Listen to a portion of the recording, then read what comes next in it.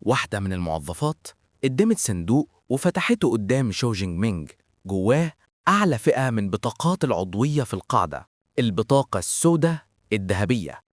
المدير وانغ لون قال له إن البطاقة دي بتديله إقامة مجانية في أي وقت، خصم 20% على الأقل على كل مشترياته. وبعدها موظفة تانية قدمت هدية تانية، صندوق صغير جواه خاتم مساحته متر مكعب كامل. القيمة كانت مجنونة. شو جينغ مينغ اتصدم وهو ماسك الخاتم وقال إن سعره في السوق ما يقلش عن 50 مليون. قبل الوداع المدير مدحه وقال إنه يستاهل بجد، وإنه شجاعته دي مش غريبة على تلميذ يانغ جينتيان. وكمان قال إن الأخ الأكبر ليو مينغ اتدرب برضه في نفس القاعدة. المدير طمنه وقال لو حصل له أي مشكلة في المدينة يكلمه وهو هيسوي الموضوع كله. شو فهم إن المعاملة الخاصة دي كلها بسبب نفوذ معلمه الضخم. في غرفته الفخمة في الفندق أخيراً خد راحة بعد شهر تدريب مرهق، وقرر يربط الخاتم بروحه، يعني يحط بصمته الروحية. وبما إن قوته الروحية أعلى بكتير من الناس في مستواه عملها بسهولة. جربوا، بمجرد ما يفكر في حاجة الخاتم يطلعها، ولو قرب حاجة للخاتم يشفطها جواه، بس من غير ما يقدر يخزن كائنات حية. الراحة ما قطعتش كتير، جاله اتصال من معلمه يانغ جين تيان. شو قال له إنه راجع من البرية ومعاه خبر مهم، ولما المعلم عرف إن حد استأجر مرتزقة يقتلوه اتجنن وصوته علي وقال: خاتم مساحة ده تهريج، لو كان حصل لك حاجة للولد كنت هدمر القاعدة كلها. وبعد ما هدي شوية سأل: طب ليه فرقة النخبة انسحبت؟ شو قال يتوقع إنهم فهموا إن قوته أعلى بكتير من توقعاتهم، وفكروا إنه مستخدم مرتبة تانية من الفئة العليا، فاضطروا يهربوا. المعلم اتصدم وسكت، وبعدين صرخ وقال: وصلت للمرحلة دي في شهر واحد؟ بس الصدمة اتحولت لفخر، وقعد يضحك ويشكره وقال إنه أسرع من المعلم نفسه زمان، وسأله هيجي أمتى عشان يحتفلوا. شو قال إنه هيرجع قبل ما الدراسة تبدأ، لأنه عايز يستغل الوقت ويروح أماكن أخطر في البرية. المعلم حذره وهو وعده إنه هيكون حريص. بعد المكالمة المعلم لسه مبسوط جدا، والخادم عمو فو قال: بقاله كتير ما فرحش بالدرجة دي. العميد فضل يفكر في الطالب العبقري ده، وإزاي كل أزمة حياة أو موت بالنسبة له بتبقى غش مقنن يرفع مستواه بسرعة جنونية. طبقا لخطته شو جينغ مينغ خرج يتعمق في جبال الغابة، منطقة أكثر خطورة في البرية. وهو ماشي كان الجو مليان زئير حلوش شرسة، ولاحظ إن المنطقة دي أغنى بموارد بكتير من المدينة المهدمة اللي خلصها قبل كده. ساعتها حس إن فيه هجوم جاي عليه. أول ما رجله داست على غصنه وسمع صوت تكسره، الوحش عرف مكانه فوراً. فجأة انطلقت شفرات طاقة غير مرئية بتشق الهوا نحره. شو اتحرك بسرعة خارقة وقدر يتفادى الهجوم في آخر لحظة. الشفرات عدت جنبه وقطعت الشجر اللي وراه. الوحش ظهر، كان ذئب عملاق اسمه ذئب الرعدي العاصف. شو بصله بهدوء وقال لنفسه إن معظم حلوش الرتبة الثالثة بيكون عندها قدرات خاصة، وبما إنه ده من عنصر الرياح شكله في منتصف الرتبة الثالثة. وبدأ يتسائل يا ترى هياخد منه كام نقطة قدرات. قبل ما يبدأ القتال بجد حس بمجموعة ناس جاية ناحيته. طلعت مشهورة من الستريمرز اسمها جونغ تشوك وان، ومعاها بودي جارد ومصور. واحد من رجالها شاف الذئب واقترح عليها إنها تقتله قدام الكاميرا لأنه لقطة ممتازة للبث. القائد أمر مرؤوسه إنه يمنعه من الهرب ويحجزه لها.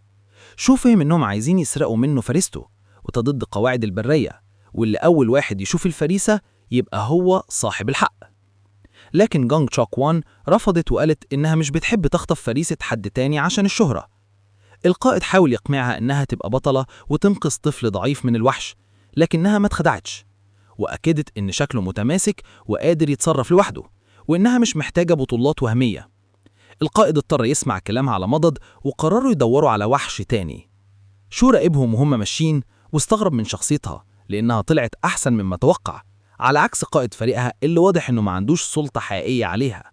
وبعد ما خرجوا من الصورة ركز تاني على الذئب. الذئب اتعصب لأنه شاف شو واقف له من غير خوف، فهجم عليه بعنف. شو اتفادى الهجوم، بس الضغط خلاه يتسحلق خطوة، والذئب افتكره ضعيف. شو عدل وضعه بسرعة وقرر ينهي الموضوع. جمع قوة البرق في رمحانه ونزل ضربة قوية جدا. طرف الرمح الكهربي اخترق جمجمة الذئب مباشرة. الذئب وقع على الأرض منتهي. النظام أعلن نجاحه في القضاء على الذئب ومنحه 34 نقطة قدرات. شو كان راضي جدا وقال لنفسه إنه مكسب ممتاز إنه ياخد أكتر من 30 نقطة من وحش رتبة تالتة واحد. ابتسم بثقة وهو بيتخيل ال10 أيام اللي باقيين من الرحلة، ناوي يصطاد أكبر عدد ممكن من الوحوش. بعد 7 أيام مطاردة شو لسه مكملة. المرة دي شاف مجموعة من الوحوش شبه القرود الضخمة. اتفاجئوا كلهم بوميض نور قوي نزل من السماء. كان شو بيرمي هجوم واسع المدى. رمح ضخم من طاقة البرق الخالص هبط على الأرض بانفجار عنيف وسبب حفرة كبيرة وقع فيها قائد القرود متعور جامد. شو استغرب إن هجومه ما قتلوش فورا، وقال إن ده المتوقع من قائد وحوش الرتبة الثالثة، قوي بيتحمل الضرب، وقرر إنه ما يضيعش وقت مع الباقيين. البرق غطى جسمه وهو بيهاجم عليهم كأنه الشبح بيتنقل بسرعة، وكل رمح كانت بتحسم معركة. بعد ما خلص عليهم كلهم وقف فوق جثثهم وفتح لوحة النظام، وابتسامة رضا ظهرت على وشه لما شاف إن نقط قدراته عدت 3000. وقال لنفسه إن الوقت جه إنه يتعلم تقنيات القتال من الفئة اس اللي كان مستنيها من زمان. قبل ما يكمل طريقه الساعة الذكية صفرت وطلعت هولوجرام استغاثة. في مكان تاني جانج تشوكوان كانت بتجري بكل قوتها وهي بتنط بين الأشجار. وراها وحش ضخم زي التنين، جسمه متدرع ومخيف. وهي بتهرب كانت بتفكر إن فريقها اتشتت بسبب وحش من الرتبة الرابعة، وفوق كده وقعت في طريق وحش تاني من الرتبة التالتة المنخفضة، تنين حافر الأرض. كانت عارفة إنها كرتبة تانية متوسطة مفيش أمل تفوز حتى لو استخدمت حبوب تقوية القوة. أملها الوحيد إن حد قوي يشوف إشارة الاستغاثة ويجي يساعدها.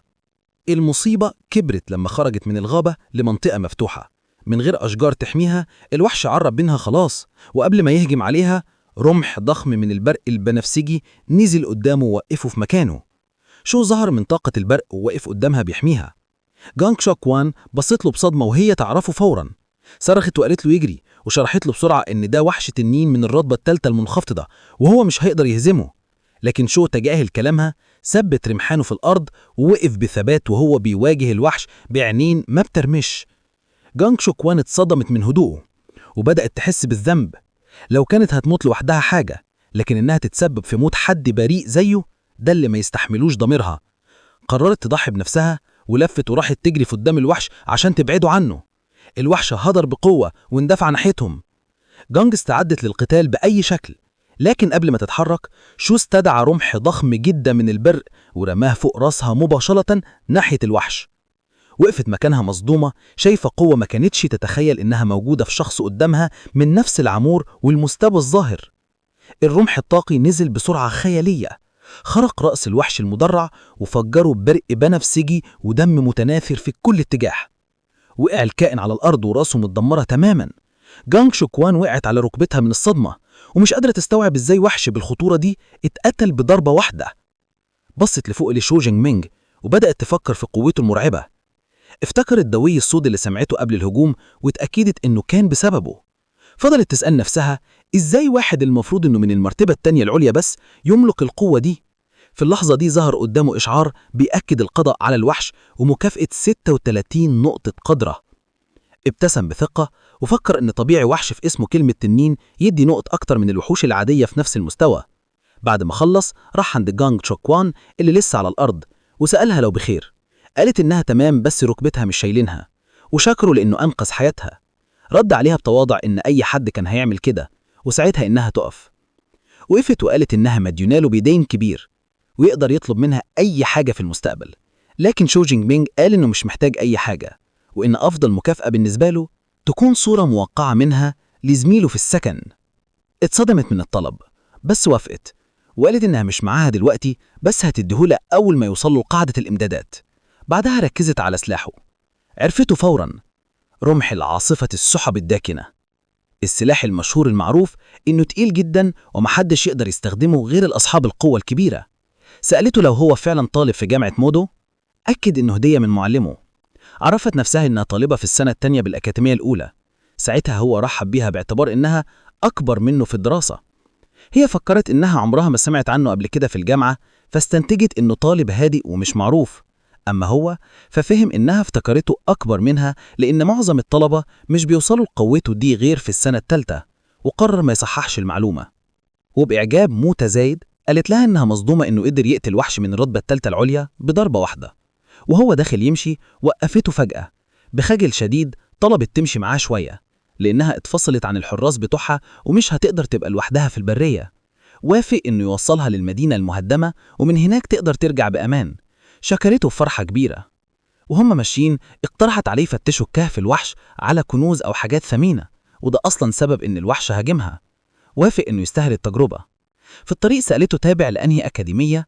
لما قال لها أكاديمية الأسلحة، قالت إنها تعرف العميد يانغ شنتيان وسمعت إنه ليه لقب مرعب. رد بهدوء إن العميد ده معلمه